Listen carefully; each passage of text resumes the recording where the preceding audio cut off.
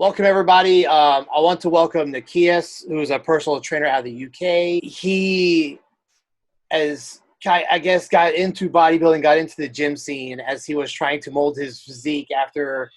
And he'll go into the backstory and explain more how he came across, I guess you could say, for lack of a better term, came across the fact that he was transgender. He's female to male transgender, and now discovering that uses the gym to invest in his transition, especially before applying hormone therapy. Because I think what I understood, you weren't into the hormone therapy very long, right? No, it's only been 10 weeks. Yes, and as I'll let him take over and tell most of the story. But it was the reason it's interesting to me is because people like to jump right on hormone stuff as soon as they discover, but because the health system and stuff there's a little bit of a wait for you, and I think the route you took was definitely mentally probably better for you because you didn't have to sit there and wait with the anxiety of wanting to get on everything. And using the gym and using bodybuilding helped you invest in yourself a lot sooner. And as you go into it, well, you'll also tell us how what you've told me before, which is how it almost primed your body for some of the transitioning steps. Yeah. So, guys, welcome to Nikias. He'll go ahead and tell us how you got into this and how you made the discovery and how you're at the point where you're at right now. All right. Well, first of all, thanks for asking me to be here today. It's a great Of course. opportunity for me. Okay. So, at the moment, like you said, I'm a personal trainer and I also coach people online. And I live in Brighton in the UK. But I was born and I grew up in Italy. Now, I've been out as a transgender person. I am female to male since 2018. When I also got into bodybuilding for the first time. I realized I was transgender first, and then I got into bodybuilding, and that led to me eventually deciding to get qualified as a personal trainer, and I've been doing that for about a year now. So I've always been into fitness ever since I was a child. I started taking swimming classes when I was about 3 years old. And I did all sorts of sports throughout childhood and teenagehood. So I did swimming, volleyball, I did judo, fitbox. Um, Up until I was about 14 or 15. And at that point in time, my body was quite overweight. And I decided that I wanted to lose that weight by reducing how much food I was eating. Unfortunately, that spiraled. I became really good at losing weight to the point where I developed a restrictive eating disorder when I was 16. I basically made up food rules and created a list of healthy, quote unquote, foods. And those were the only foods I would let myself eat in very small quantity. And exercise was also a big part of it because I started exercising obsessively, especially cardio. I would exercise up to 3 times in the same day, always before a meal, so that I could burn off that meal afterwards, which was another a silly thought that I had at the time.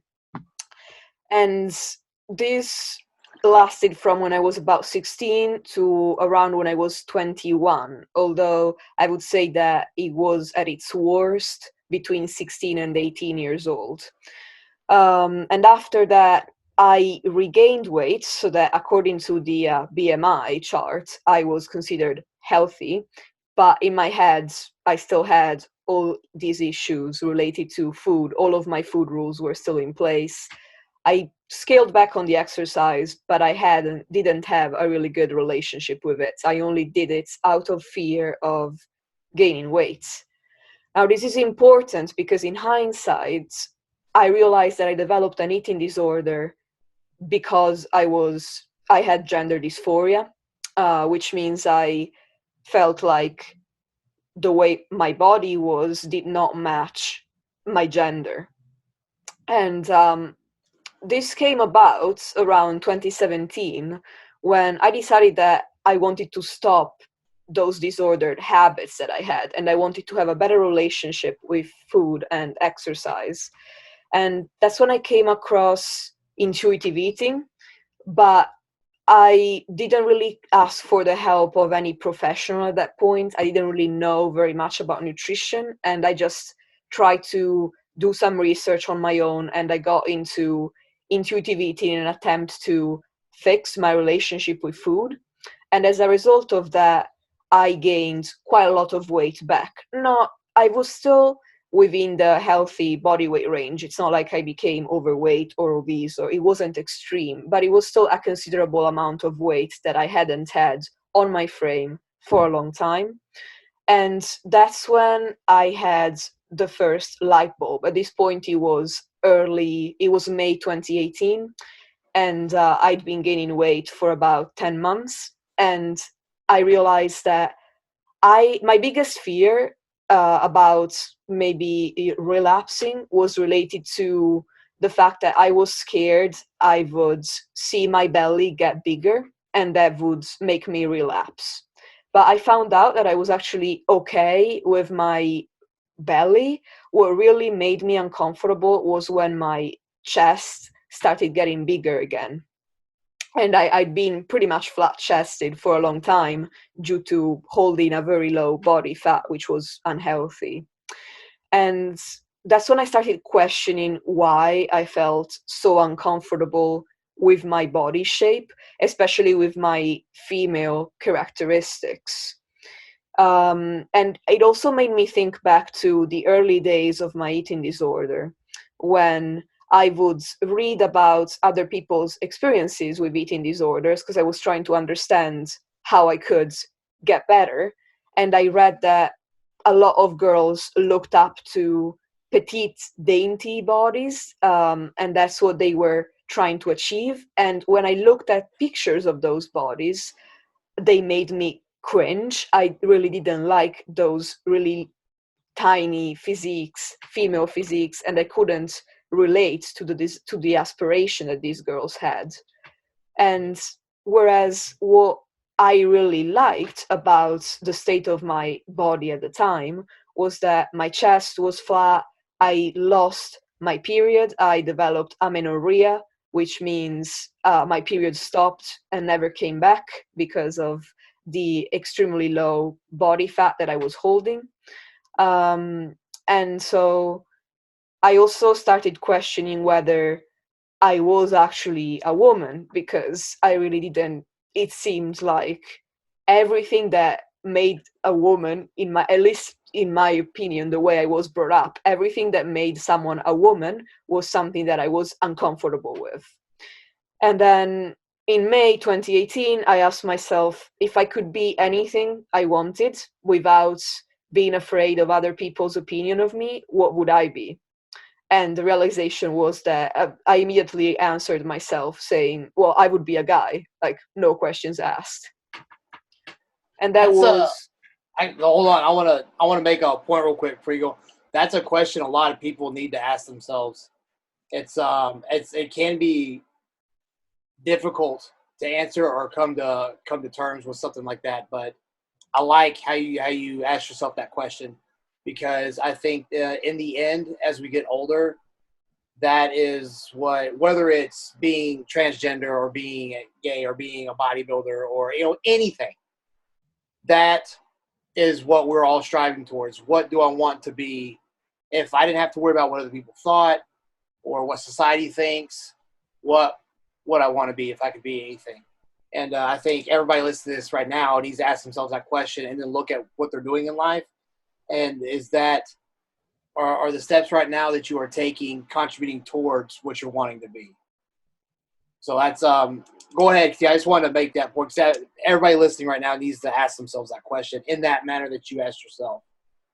No, it's a really good point. I completely agree. And it's something that I personally have always struggled with. It's not just a transgender issue at all. Ever since I was a child, I've always strived to make my parents proud of me.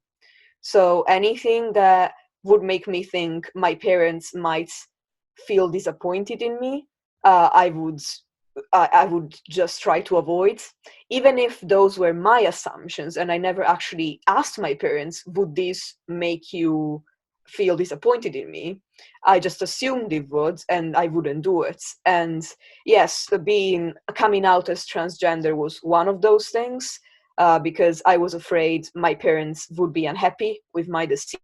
It's been the same in other areas of my life as well, such as what I wanted to do, what I wanted to study, or what kind of career I should start. Fortunately, I've always had a very supportive family, and I think that's what helped me being honest with myself. That that day in May 2018, it was the fact that my family has always backed everything I've wanted to do with my life, which has given me the freedom to really question what it is that I want to do with it. When you say you developed the eating disorder, 'cause you're trying to lose the body fat. You kept your body fat low, and that you didn't like the fact that your chest would come back and stuff when you start eating again. Now, these are, how do I say it? I mean, like you said, these are signs. I mean, the stuff that, and I know earlier you mentioned about the narrower hips, and chest being gone, and this is like, I mean, you're developing an eating disorder to get rid of these things, but what you're realizing is you're wanting to get rid of these things is because you're transgender. Now, and Exactly. it's see, I want to make this point to people is that you're showing signs of it without even realizing you're transgender. So that's where when people start saying, "Oh, it's a choice or whatever," like, no, this is like an actual thing. It's a brain body mismatch, and when you see signs like that, it proves it. Because, like you said, you didn't know why. I know when we talked the last time, you said you had these issues, you wanted these things gone, but you didn't know why. And then later on, it clicked. Oh, okay, well, this makes sense.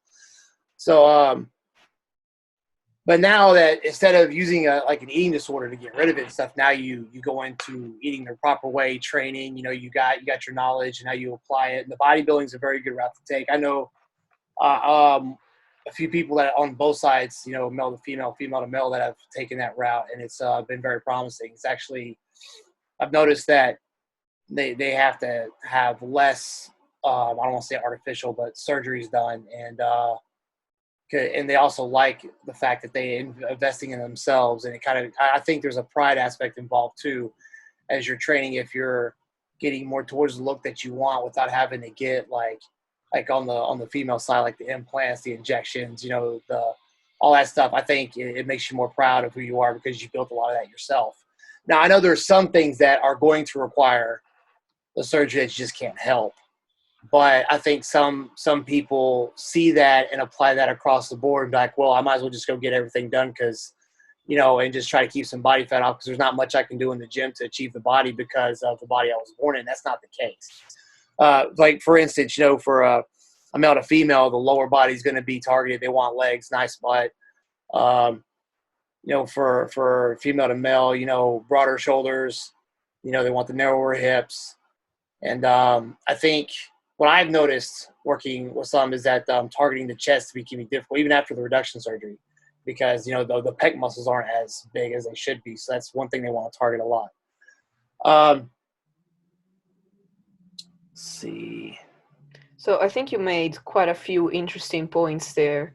For one, yes, it's definitely true, at least in my experience. I didn't know that transgender male people existed. The most I knew about when I was younger was that there were trans female people, so male to female individuals, because that's what we would hear about sometimes in the news in Italy. But I didn't really know anything else about what transgender meant or entailed. So when I developed my eating disorder, I never even thought for a second, oh, it might be because I want to be a boy. That came 7 years later. So at least in my experience, yes, gender dysphoria was there without me even realizing that it was.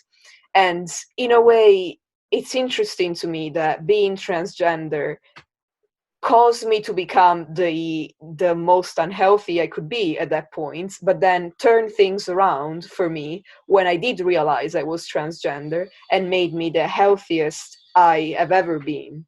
Because when in May 2018 I told myself I was transgender and I started transitioning socially, then I also decided that I wanted to build the healthiest body that I could have, because for so long I'd been disrespecting it because I couldn't love the way it was due to being transgender. So I thought, well, maybe I still can't love it because it's not the body I was supposed to be born in, but I can find out what's good about it rather than try to focus only on what's wrong about it. And that for me meant that I wanted to find a way to exercise that made me feel happy, and a way to eat that also made me feel comfortable with myself. And I also was unhappy with my body composition at the time, because I was what you would call skinny fat. I was still doing a lot of unnecessary cardio, and it was completely unstructured. And I gained quite a lot of body fat, but my frame and overall weight was still really small. So I decided to dive deep into the science of building muscle. I picked resistance training at the time, so lifting weights, because primarily because it looked completely different from cardio. I was tired of just exercising to burn as many calories as possible.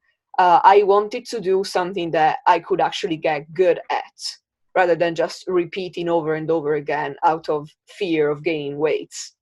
So I looked into lifting weights because, yeah, at the time it just seemed interesting to me for that reason. And then I realized pretty quickly that if you could build muscle, then you could also change the shape of your body. And yes, most people who are born in the body that they were supposed to have, people who are cisgender, try to emphasize characteristics that they were naturally born with. So, for example, females like to build their butt, like you were saying. Cis men like to build their pecs. But I realized that you could target specific areas and make your body look different from your anatomical sex. And yes, I was realistic. I'd never thought I am going to definitely look like a man if I do this, but I thought I can look more like a man than if I didn't train. And that to me was a better trade-off than not trying at all. And that's why I decided to start doing a lot of research into the science of hypertrophy, so building muscle. And I decided to start experimenting on myself before I even made the choice to become qualified as a personal trainer. I decided to treat myself as a science experiment, and put myself through different ways of training and see what would work for me. And so that had a huge impact on my mental health, which I didn't expect, as well as on my physique. Mental health wise, I became more disciplined and more focused. I learned how to train and eat in a way that was meant to build me up and not tear me down, like I had always been doing before. And again, I learned to respect my body, to see its strengths, which I studied because I took a special interest in female physiology to better understand how to make the best out of my training. But also, I discovered that if I trained, especially focusing on back and deltoids, so lats and deltoids, or back and shoulders, then my upper body would look slightly bigger, and that would offset the width of my hips and my waist as well. And so, with a bigger upper body, I would look more masculine. In Western society, in particular, anything that looks very muscular is normally associated with masculinity in general. So just building my body and achieving a bigger body, not looking small. I'm 5 foot tall, so I look very small, but looking less small, looking slightly more well built, definitely helped me look way more masculine than I did before. It helped me become a lot more comfortable with my body. That's So interesting. Sorry, I was gonna. You said something that I think can relate to everybody across the board. When you started using the training, you started having a focus towards a goal, and you're not on hormones yet, but you realize you started studying and realize, I can use bodybuilding and mold my body however I want. So then, that light at the end of the tunnel shows up. So now you go from, you said, a negative aspect to a positive aspect, because that now I can actually do this thing pops off in your head. And I've seen that across the board: cisgender, transgender, weight loss, muscle gain, everything. Because you'll take somebody that's been overweight all their life, and you'll show them a couple things. They start losing some body fat, and they're like, "Oh shit, I can actually do this now." And that goes from the person complaining and stuff all the time to the one that's carrying their meals around with them everywhere. So once instead of this like poor me mentality, you did research and you found an outlet, and you're like, "Hey, I could go this route, and I could get exactly what I want to some aspect, which is better than nothing." And at least do that until I can find other methods to enhance it even more. So that's awesome that you were able to make that connection on your own, because not being able to find some outlet could cause, like you said, your mental health got better as you were getting closer to it, as you were applying it. And some people don't make that initial step of putting the light at the end of the tunnel, so they don't know what steps to take to make their mental health better. So that's awesome that you made that discovery. And you being a trainer now you can, people that are in your shoes, or honestly, like I said, you could relate it to almost any kind of goal across the board. Yeah. You'll be able to coach them a lot better because you've had somewhat of similar experience. Yeah, actually, it's funny that you mentioned a person who's been overweight all their life, because that's exactly the example I was going to make. The thing is, if you've always been a certain way, it's really hard to imagine how it would be to be different. True. And it's really hard to visualize how you can get there. I've had this with quite a few of my clients lately. Quite a few of them are with me for fat loss. And several of them have only known themselves as a person with overweight or even obesity. And we've had conversations where they would tell me, I can see myself as a person with less body fat. But then we've been working together and they have been losing the weight. And all of a sudden they realize that they might not see themselves as someone who has a very low body fat or a very lean person. But by taking those steps towards it, they realize that it makes them feel a lot better. Just the process, not the ultimate end goal, makes them feel a lot better about themselves, a lot more empowered. And that's the same that happened to me. I became more empowered by my own training, because taking hormones for me is definitely necessary. I don't think I would be able to go through life without having testosterone therapy. But training empowered me because it was something I was doing. I wasn't just passively taking a type of medication. And I feel that applies to a lot of my clients as well. When they see that it's a result of their own actions, that they get closer to their ultimate end goal, that makes them feel like it's worth doing, because they can decide. It's not random. It doesn't come out of a bottle. They made the decision, and they take responsibility for it, and they achieve the results. Yeah, the thing about this, we talked about using the hormone stuff, about with any type of supplementation, you're not going to see as much as you would, or anything at that point, unless you apply the foundation aspects. Like when people are trying to lose body fat, I like them to use just the diet alone and see that work before adding in any supplementation, because if once they put in the supplementation after the diet's work, it's going to work better. But if they start out on the diet and all the supplementation and everything and then see results, they're going to think it's supplements, and they're not going to follow the diet as well.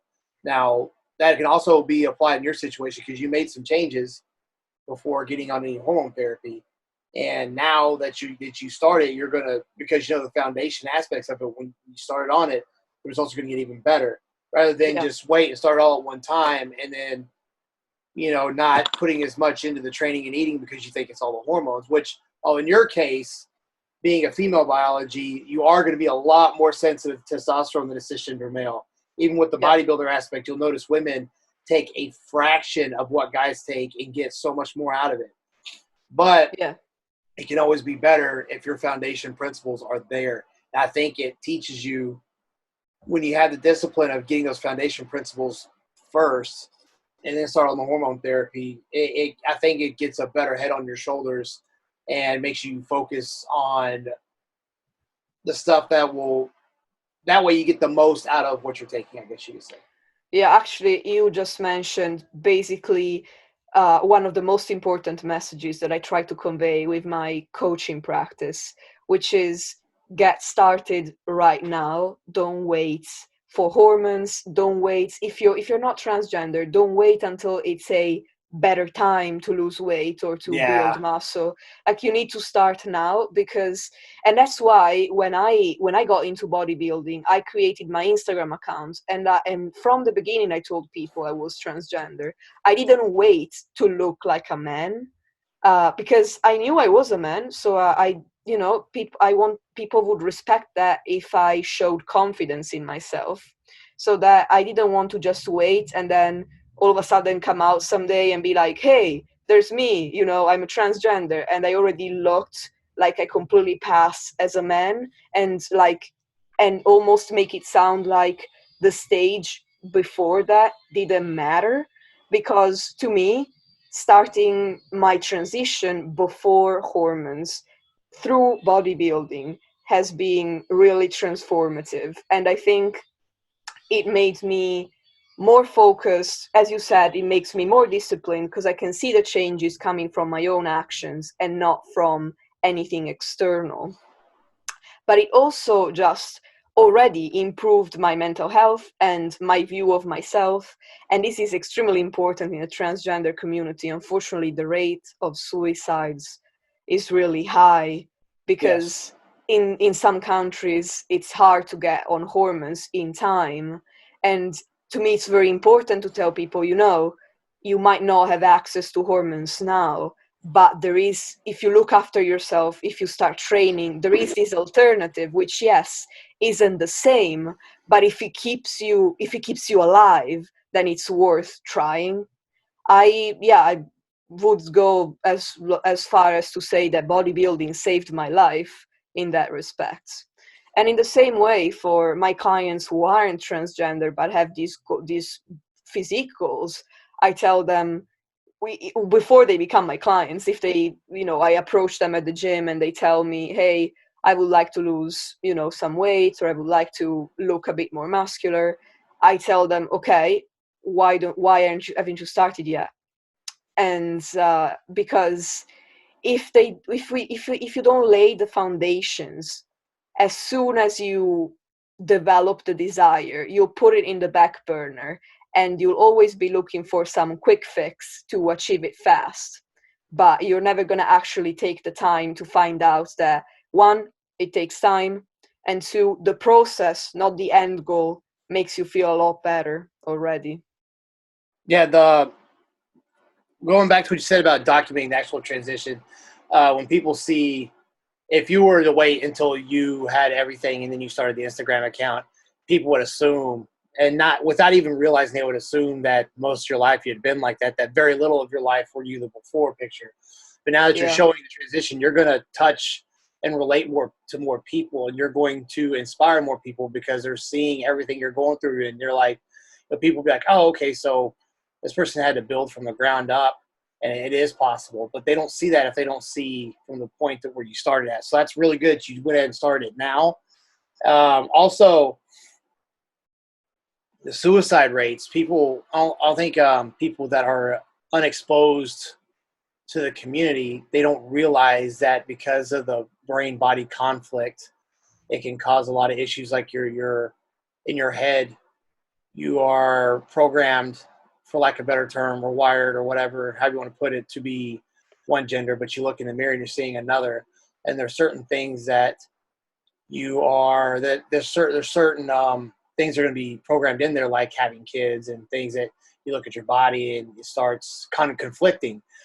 And if you just sit around and let it get to you, or people start making fun. I know that has I know the bullying and stuff has some aspect of the suicide rates too, but I think the the minute you start doing something to invest in changing, whether it's the hormones, the training, if you, okay, well, I can't get hormones yet because, you know, like in the UK, you got your healthcare system, and sometimes it takes a little bit longer.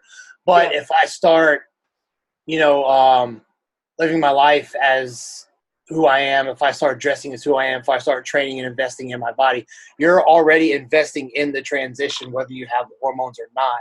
And I think because of the dedication, the investment that bodybuilding or fitness training or whatever has with the eating and the shaping the body and stuff that has, you're going to feel so invested in yourself. And especially if you start seeing changes, that the possibilities there and you can see it. And that's going to help you cope with it a lot better even before the hormones come into play. So trying to the sooner that somebody can realize that conflict and start doing things to resolve it, the better. If you sit around and wait, you know, I think you could, at one point, you could be on a hair trigger from saying fuck it. Just all it takes is somebody to say the wrong thing, you know. But it's I just don't think a lot of the outside community realizes that, you know, it's they don't see that. I couldn't even imagine what it's like, to be honest with you. And I know quite a few transgender people I get messages from new people every single day. And I talk to them about all kinds of stuff and I'll learn, but at the same time, I still cannot imagine what it's like to be, you know, thinking you're one gender, look in the mirror and see something different. It's gotta be so, I couldn't imagine what that's like. So, you know, when I always wanted to be, I guess the closest I could relate to is when I always wanted to be bodybuilder and always wanted to be lean, because I was always fat growing up. The minute I started, you know, and it's not, I'm not saying it's at the same level as what transgender people go through, but let's say for me, I was overweight. I thought I couldn't get girls and all this stuff because of how I looked. But when I got out of high school and I started investing in myself and I started losing the weight, it helped. So because I'm not there yet, but I'm getting there every single day, as long as I stay on the program, I'm feeling better about myself. And even though I'm not at the finish point, I'm more confident about myself because I know that if there's something different, I can fucking change it. The power of how I look and who I want to be is in my hands now. So even if I'm not there yet, I know I'm going to get there. And that alone is going to build your confidence and get your mental aspect a lot stronger. Once again, like I said, it's something you can apply across the board, even though, like I said, my weight loss battle and stuff is nowhere near what you went through. But there's, you know, I can make that connection to where I can at least start understanding what's going on. I think what's important is to have realistic expectations. For example, for someone who has overweight or obesity, they shouldn't expect to be able to lose all that weight in a really short amount of time, because it took them their entire life to get there. So taking it a couple of kilos or 10 pounds at a time is going to give them the best results, rather than trying to focus on, okay, I am going to lose 150 pounds in, you know, all in the next however many months. That's like huge long-term goal to have, and it's easy to lose motivation because it just feels like such a huge undertaking. And in the same way, being transgender, I just had to be realistic. I never thought, oh, with training I will look 100% like a man, nobody will have any doubts that I'm a man, and I will be perfectly happy with myself. But I thought what I have right now, and right now being before I started training, was something that made me 100% uncomfortable. And I couldn't change everything with training. I couldn't change my voice, for example, and I couldn't change my chest massively. But I could change to a point where I could get maybe 90% uncomfortable with myself. And achieving that 10% by myself gave me the power to carry on with life, become more confident in who I wanted to be and what I wanted to do with the rest of my life. It shaped my desire, aspiration to become a personal trainer and help other people. It basically reshaped my entire identity. And I am extremely grateful that I discovered bodybuilding for that reason. Yeah, and you're priming yourself for when you take the bigger steps. I know you mentioned last time we talked was like, let's say you haven't had the breast removal surgery, but you're training your chest like crazy. So when they remove that, there's going to be something there to show. Rather than if people, well, I'll wait till I get the breast removed. Like, well, now you're putting off square one. Like, go Yeah. ahead and start training it now, so that when you get the surgery done, you know, like I think you mentioned, if the muscles are built up, they can actually see how to put everything together once it's removed. It's better for the reduction surgery. So basically, what I think is that, especially as you were saying, if someone was born in a body that's estrogen dominant and they wanted to transition to being a man or transmasculine, and in any case, by taking testosterone, they will be extremely sensitive to the anabolic, which means muscle building properties Yes. of testosterone. And for that reason, if you start training before you take testosterone, you just build a much bigger base in terms of the amount of muscle mass you start with. So after testosterone, you get your previous amount of muscle mass, which is already considerable because you've been training, and you add a lot more muscle mass to that. Whereas if you just start training when you're already on testosterone, then you start with very little muscle mass and you only get whatever you get after testosterone. So basically, the earlier you start, the better anyway, because you have more years to train. On top of that, I did some research because personally, I think I am interested in surgeries. And I have found out that, for example, it seems to help surgeons if you build up your pec muscles, as you were saying. I wouldn't say you need to train them like crazy, but having a well-structured training program that does focus on your pecs as well as other body parts can help you bring up your pec muscles. And once the fat is removed, the surgeon might be better able to shape the contours of your chest because your muscles have been built up by training and they just stand out more than if you didn't train. Makes sense. Makes a lot of sense. Now, after saying all this, once you started applying the HRT, the hormone therapy, what did you notice start changing, and how did you have to start shaping your program to accommodate the hormone changes that were happening? Because I know the amount of protein and training and stuff that you were doing before hormones is going to change as the testosterone builds up in your body. You're going to be able to stimulate more protein. You're going to be able to recover. You're going to be able to build muscle better. I know some people can actually absorb the food better, utilize it. They get hungrier. So what did you notice personally, and what steps did you take? Because I know it's not like an overnight thing. So as the testosterone builds up, you have to make small adjustments in the program. But maybe you going through what you notice can help others realize what symptoms to look out for and how much they should change and whatnot. Of course, hormone reactions vary by the person, but at least get some general idea. Yeah, so a couple of disclaimers. I'm not an endocrinologist, and I'm not a medical professional, so I'm not giving any kind of advice. I'm just going to be very honest about what I've been experiencing personally. Entertainment purposes only. Exactly. So I have been on testosterone therapy for 10 weeks now. And I know there are different ways to take testosterone. I personally apply Testogel, which is a type of gel containing testosterone, every single day.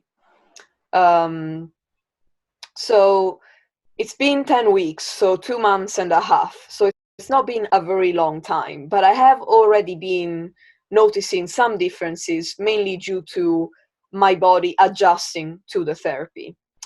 So something that I've noticed in my training is that my upper body strength has been increasing quite noticeably. It's not a night or day difference, but right now I'm not a beginner trainee anymore, and I find that I normally can progress maybe every week or every couple of weeks in terms of weight lifted, how many reps I can do, and how fast I recover from my sessions.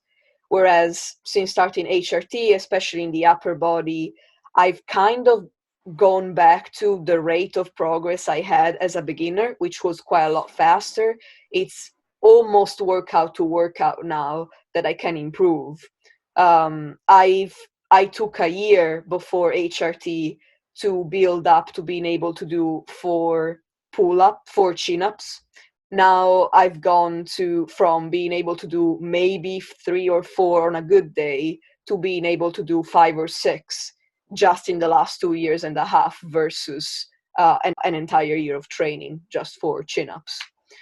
In terms of nutrition and body weights, my current goal is to build muscle, so I am making an effort to push my body weight up. And normally I follow the general guidelines that are given for natural bodybuilding, which is to gain around 1% of your body weight per month, at least with my experience training, because beginners can maybe gain a little bit faster and more advanced people can gain maybe a little bit more slowly.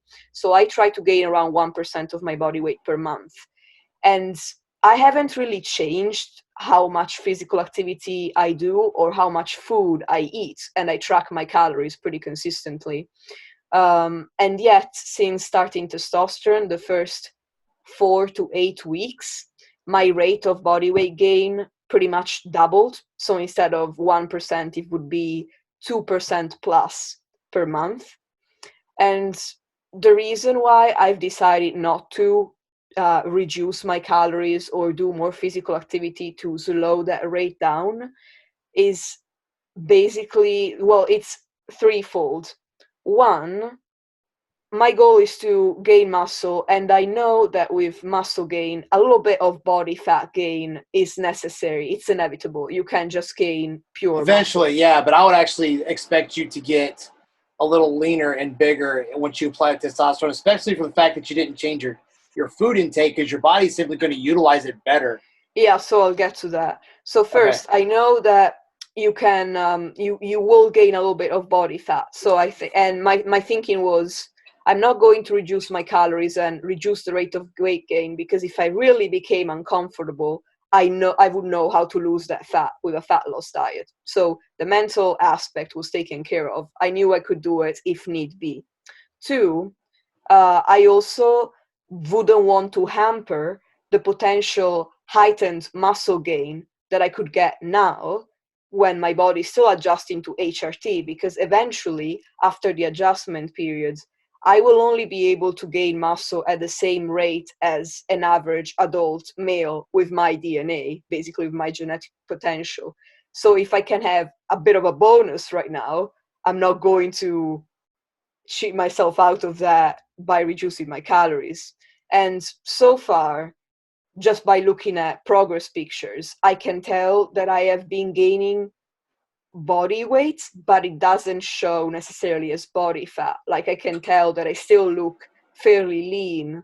I would not necessarily say leaner than I did prior to HRT, but definitely as lean as, which shows me I've probably gained primarily muscle. And therefore, it's just a result of taking testosterone. And it's a positive result. So I can complain about that. And that's why I haven't really changed my nutrition in any way. Yeah, that's actually if you're gaining muscle and body fat at the same rate to where your composition's identical, even though you're getting bigger, that's still better than Yeah, what most people can do. exactly. So yeah, you can't fuss about it. That's pretty good. Actually, in fact, if you're trying to gain weight and you were just gaining muscle, eventually you get to the point to where you may be a little leaner than you should, depending on what your goal is. Also, one thing I was going to That's ask, true. um, how did your this is an off wall question, but I notice as estrogen gets lower, especially myself and bodybuilders, the joints suffer because some of the collagen repair and stuff comes from estrogen levels. That's why even guys need a little bit of it. When you started taking the testosterone, I know there's going to be a joint issue just because your muscles growing faster than the joints are because the joints don't grow as fast. But do you Yeah. think in your situation it's going to be a little bit it's going to require a little bit more attention than a cisgender male growing because your estrogen was once at a certain level and now you're changing your hormone levels? Do you think your joints would be at more danger than the average person? So I have spoken to other trans people, and they, trans masculine people in particular, they have told me that throughout their transition, if they weren't always careful, and they felt they could handle a certain weight and their muscles could, but their joints couldn't because their connective tissue wasn't developing at the same rate as their muscles. In my case, I would not say I necessarily noticed it, but I don't know. I have two theories as to why that might be so far. Well, one could be simply, actually, three theories then. One could be simply I haven't been on testosterone therapy for long enough for my muscles to really grow so much that my connective tissue can't keep up. The second theory is that I've had for quite a long time a very structured approach to how I scale the intensity of my training, the intensity of effort. So I follow the concept of rating of perceived exertion, so RPE, developed first by Mike Teixeira, a professional powerlifter, back in 2016, if I'm not wrong. So I would start in week one of a training block. My RPE would be quite low, about a 7, which means I leave 3 reps in the tank. So I stop every set when I could still have done 3 more reps. And every week I increment that by 1 until in the final week of my training block, I'm reaching failure pretty much on every set. And for that reason, I think that might give enough time for my connective tissue to keep up with the muscle, just because I'm not always going balls to the wall, as they say, but I have quite a gradual approach to increasing intensity of effort. And then the final theory is that because I take Testogel every day instead of injections every few weeks, my testosterone levels might be a little bit steadier. I don't Oh get yeah, like a definitely. huge peak and then a huge fall. And because of that, maybe the changes to my muscles are a bit more gradual, and my connective tissue has the time to keep up, basically. So I don't know which one is true, if any of the three theories is correct, but what I have seen so far is that I haven't really had any trouble with connective tissue, really. Now with the training aspect, actually, all those sound pretty solid. But the training aspect is like about balance because when I tore my bicep tendon, I did some research on how to train tendons, and um, you do the progressively working up in intensity is really good because it's just like training a regular muscle in some cases because the really intense deadlifts and stuff where the joints are under tension, um, negatives, stuff where you hold the weight is going to put pressure on the tendons. But at the same time, you got to back off and let that shit rest and heal. So if you have periods of where you're going to failure and then you start a new cycle to where you're leaving 3 reps in the tank, your joints are also getting rest, so they're getting to recover in that time. Oh yeah. The blood concentration, testosterone of what you're talking about, yeah, there could be a steadier increase because you're going to reach the same blood concentration. Even now, I'm talking about if somebody's even taking injections. I personally, even though I'm not a doctor or anything, but from my experience and seeing others, I've noticed smaller, more frequent injections is better for blood concentrations than to do it even once a week or once every 2 weeks because um, your body produces side effects according to how much goes in there at once, the spikes. And if you slowly go up, yeah, it may take longer to reach that blood concentration, but you're going to reach the same max blood concentration Yeah. and it's going to be smoother and less side effects. I've even noticed as much as people like bodybuilders are taking testosterone. If they take their shots once a week, they'll be more watery and have more side effects than if they divide it like 3 times a week. So the Andrew gel, the Testa gel, doing it every day makes a lot of sense. As far it may not you may not get as much testosterone as taking a shot, but at the same time, biologically, you're in a female body, so you're going to respond to the Testa gel a lot better than a cisgender male. And the fact you're doing it every day I think, is a lot better for your blood concentrations and lack of side effects. So that's the way you're applying that is really good. I know some people like to do the shots, but I know the way the doctors administer it, which is like, go big once a week or so. Some people just don't react very well to that. Yeah, I would like to say, oh yes, I definitely thought about this before starting testosterone. I took that into account and decided to use gel for that reason. But the real reason is that I'm just flipping scared of needles. So when the doctor was like, do you want injections or do you want gel? I was like, stay away from me with those needles. Yeah. So. That's some people are. They just can't prick themselves. But I think in your case, the gel, as long as you're not, my only issue personally with the gel is people that like have kids and stuff, because you don't want to put it on and then not get it all in there and then go pick up your baby and then he has a mustache 2 weeks later or something.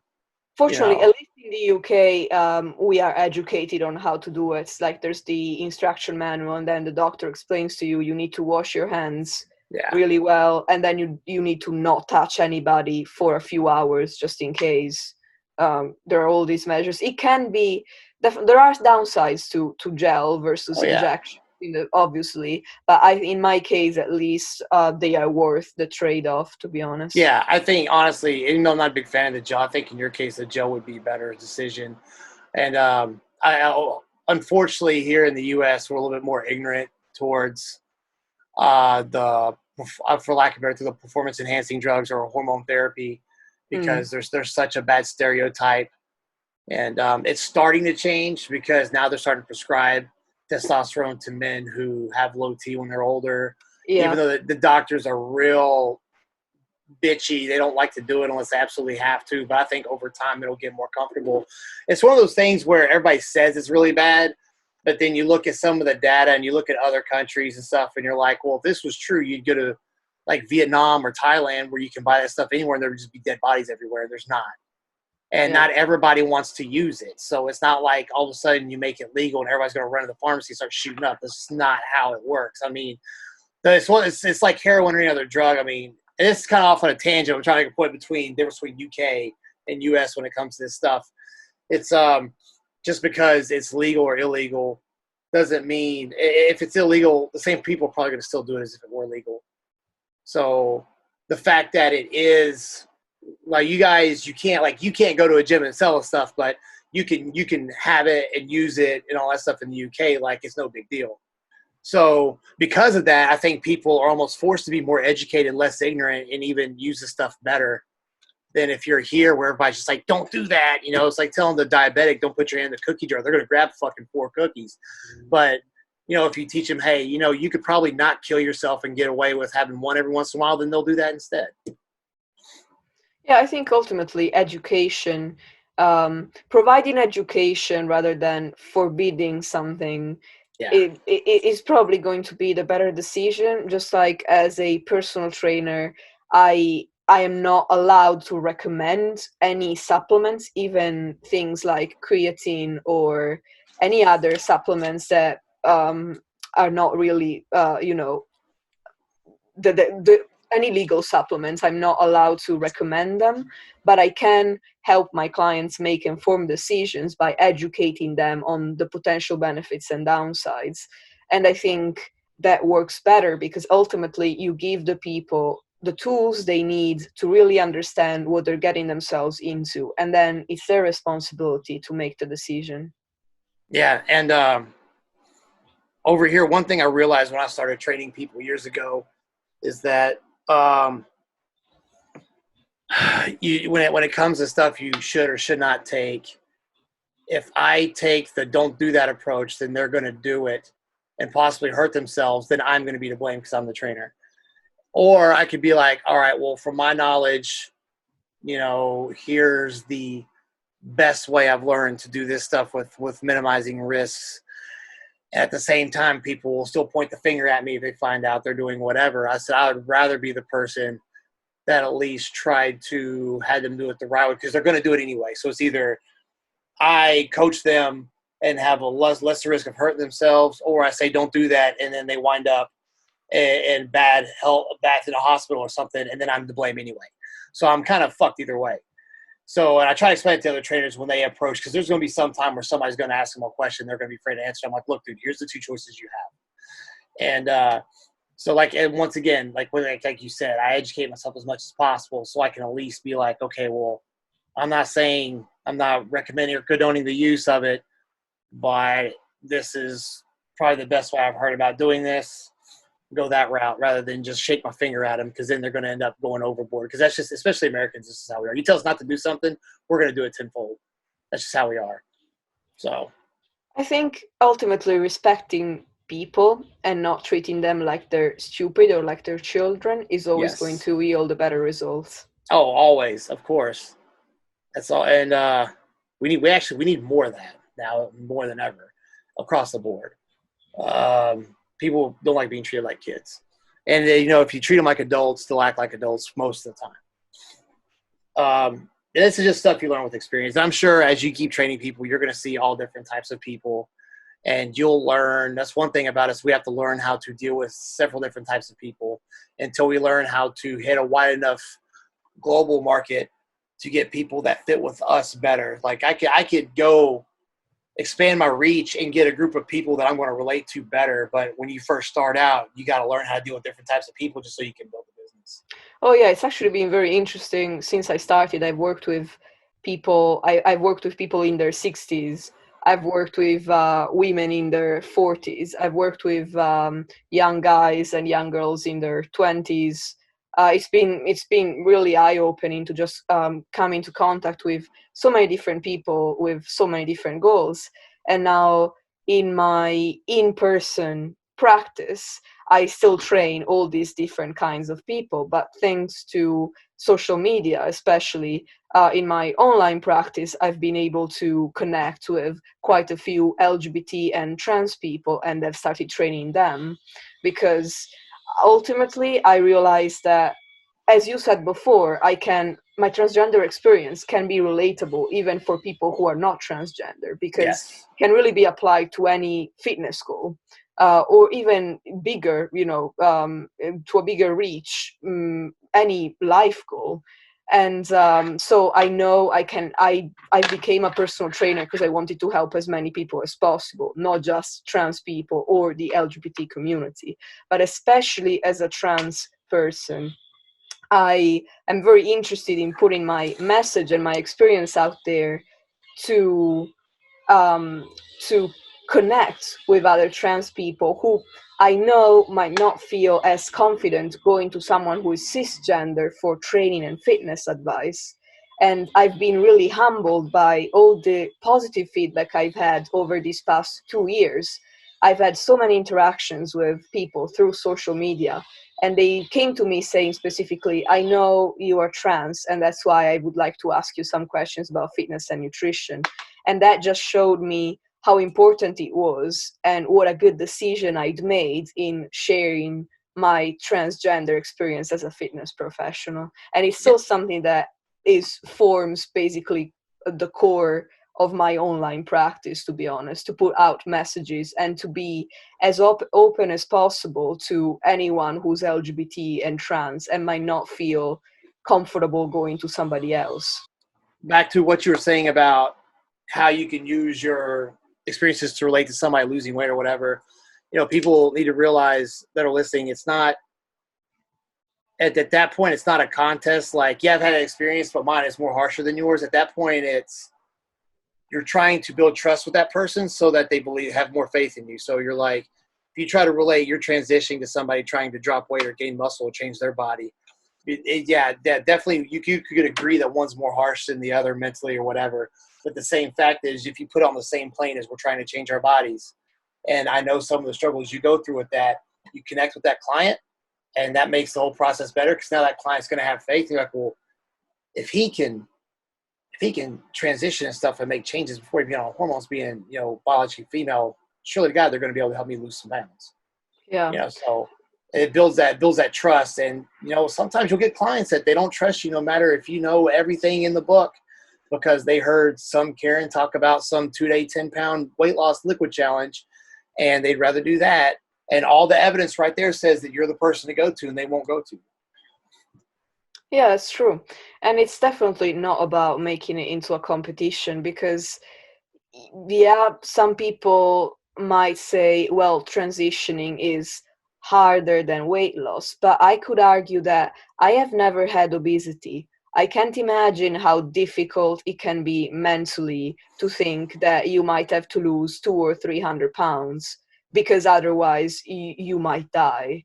I can't imagine how going to the doctor and being told if you don't lose this much weight, you might not be here in 6 months. I have no idea what that is like. So it's definitely not about making it into a competition or thinking that someone has it harder than somebody else. We all struggle with certain things that nobody else can really understand because they haven't gone through it. And I think it's about realizing, like you were saying, that we are all on the same level in the end in what we're trying to achieve. That's what builds trust, and that's what helps people get inspired by others that might be on entirely different journeys. Yes. And I can say from experience, like it is. I never had to lose 300 pounds, but I've been pretty overweight before, and there is some uncomfortable aspects. I mean, just physically, just being able to walk down the street and tie your shoes without losing your breath. So there's definitely hard parts with every battle there. And like you said, it's not. You may not be the same issues, but like like you said, as long as you make that connection, you're both two people trying to change. It helps them relate. I'll ask you one more question before we go because I told you I was going to ask you this one last Yes. time. What do you think in your community from the outside looking in is one of the biggest misconceptions people have, and what do you think is the best way to start rendering that? Okay. So I think we've actually mentioned this or touched upon it throughout this conversation. And I think one of the biggest misconceptions is that people from outside the LGBT community look at the word community and think that that makes us a completely separate species from the rest of humankind, because there's them and then there's us. And and for that reason it's almost like we're not just people like them, and our issues like transgender issues or issues related to sexual orientation might be so much weirder or completely unrelatable, difficult to understand and accept, whereas at the end of the day we're just people. And I don't know if there's a best way to fix that, but definitely one of the reasons why I'm so happy to have conversations like these and to have interviews is that, yes, I want other trans people to benefit from my experience and my message, but I also hope to educate people who are outside of the LGBT community. And personally, I've always told people, well, obviously I don't necessarily shake their hands and go, hey, I'm trans, but if it Yeah, comes up, I don't hide it, regardless of who the person I'm talking to is. And I've been able to interact with people outside the LGBT community that showed a lot of respect and a lot of curiosity and just willing to understand. Because I found that when someone understands something, they become a lot more capable of relating to it and of respecting it, not even yes. accepting it but respecting it. And that's why, so I don't know about the best way to correct this misconception, but I think at least I think I do my part by being really open and speaking to both the LGBT community and the non-LGBT community equally about my experience and trying to relate to them as much as I try to help them relate to me. That's probably the best way to go about it is just to get exposed to everybody so that they can see that even though, yeah, we have this label, it doesn't mean that you guys are like there's nothing to relate to. And I think that is a big misconception because I mean there's people that could even argue that the community is a separate entity from the rest of the LGBT because you'll see there's people in that community, and then there's people that are trans or gay, and they just blend right in with society, and they, but because there is that separate community there, people think that's all there is. And or they think because you're gay or trans or lesbian that you automatically relate with everybody there, and that's not the case. Like, just because two people are trans doesn't mean they have the same opinions and have the same views and agree with the same stuff. So that is a big stereotypical issue that I think with more exposure will go away. So yeah, I'm glad you said that. That's a very good point, because I've actually had that conversation with quite a few people. As I meet more and more, I start realizing that myself. That just because they are trans or gay or whichever of the alphabet letters, they're not. That does not mean they're just like the community, just like everybody else that's in there. Yeah, I think ultimately the problem lies with identifying the person with the label or with the human being.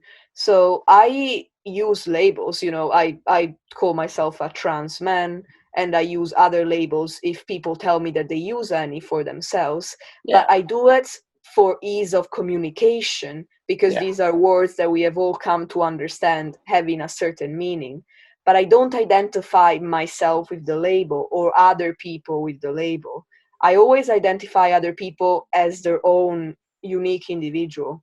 And I think if we all learn to do that and to not get scared of these labels as, something that, or not scared, but I feel like maybe if you're non-LGBT, you're just intimidated by the amount of labels around and how to respect everybody and how to not to offend anyone, but to acknowledge them as the way they want to be acknowledged. I feel like if we are less intimidated by the labels and just focus on each individual as their own person, that can help build relationships between people of different communities, because they will be able to relate on an individual level rather than trying to relate on a community level, which might not be possible. Yeah, sometimes people focus too much on what someone is instead of who they are. Exactly. And that's the one of the biggest issues. So and with the label thing, I tell some people that even myself, there's some stuff that I cannot jump on board with 100%. But if somebody's like, I identify as this, then I show them. I'm not saying that I agree or disagree, but this is what you want to be, and we're in a place where you can do whatever the hell you want. So if you want to be addressed as they, that's what I'll do, as respect to you. It doesn't mean I disrespect. It doesn't mean I don't like you. It's just some of the stuff that I see, and there's people on both sides that agree and disagree with me. I mean, but just because you don't agree with it doesn't mean you should not respect it. Oh, definitely. And in the end, people will like you and you will like others, and you will remember them, and you will be remembered by your name, not your label. Like, people, my clients like me, my family likes me, my friends like me because I'm Nick, not because I'm a trans man or a bodybuilder. Yeah. And, I have so many friends that when it comes to politics and stuff, they're completely on a different side as I am. But that's how it's supposed to be. Like, some of the best decisions in the world are made from compromises, and you can't have compromises if everybody thinks the same way. It's boring. You don't make any realizations. You have no epiphanies if everybody fucking thinks the same. Yeah. But you have to get along with those people that don't agree with you. That's just how it is. And people, and like specifically like the past 10 years, it seems like the biggest problem is because someone disagrees, all of a sudden you're going to Facebook bash them and you're going to do all this. Like, dude, we're not supposed to think the same. Like, you need to respect that and find the positives of why they think that way, and maybe take some of it for yourself and stop being such a dick. Yes, true. I mean, I'm a white cisgender male from the South who voted for Trump the last election, and with the community that most of my friends are, you can see there's going to be a lot of clashes, but we're all cool. It's fine. It doesn't mean we all go hate each other and stuff. That's stupid. It's just, we all have, and just mostly we've all had different upbringings. We all have different things that we think are important, and that's why we think differently.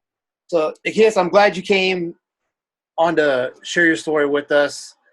I like how as soon as you made, as soon as the light bulb went off that you're a transgender male, you just didn't sit around and wait for answers to come along. You went after it. You did your research. You found, okay, well, if I can't get this yet, at least I can do this and start, and you started a structured, dedicated program in order to get what you want. It could be bodybuilding, transitioning, becoming a CEO of a job. Like no matter what, that's something that should be that can go across the board, is finding a path, some kind of structure, some program, and sticking to it and not letting shit get in your way. And you applied that to transitioning, which is why I found this very interesting. Most people apply this to like bodybuilding, weight loss, jobs, but you applied it to your transition. It's paid off, and now you have the knowledge and experiences to be able to help people, whether they're transitioning or trying to lose weight or trying to gain muscle or what. So the fact that you did the work and you went through the hard parts and stuff on your own, you now have all this knowledge and experience you can share to inspire and help others, no matter what their situation is. And that's why I wanted to bring you on and have you share your story with people. Because like you said, no matter, there's some common denominator you can find across the board and use it as inspiration to apply to yourself. You made some good points, and I hope some people out there can take some of the advice and try to take some of the same steps instead of, saying fuck it or, having mental health issues or whatever like that, because, when in reality they could have just gotten up and just started going after it no matter what the limitations were. So yeah, and I understand that everybody is in a different boat. Mental health is a difficult topic, and not everybody might be in the position that I was in where I could go after it. But if you have the chance, then I would definitely, like, my most important message would be, if you take nothing else from what I said today, take this, and it's try it. Try to take the first step. You might not go all the way, you might not get to where I got, but taking a step might be better than staying still. and if they take that first step and take some of the knowledge that you've put out today, they could take that step and get further along because they already have all these other points that you hit, and they already know a little bit of what lies ahead. It's not completely unknown to them. So Yeah, that's why. That's why listening to your story can help so many others, because they can, now you've cleared up some of the smoke for them, and they can see a little bit clearer if they decide to do the same thing. Yeah, I really hope so. So thank you so much for having me on today. Oh, of course. Yeah, thank you. I know it's starting to get nighttime over there. Nikias, thank you so much for coming on. You want to throw your IG information out there or email in case people want to contact you? Yeah, definitely. So I'm primarily on Instagram pretty much every day. And my handle is Nikias, NIKIAS_fit2transform. My website is www.fit2transformtraining.com. And my email address is fit2transform@gmail.com.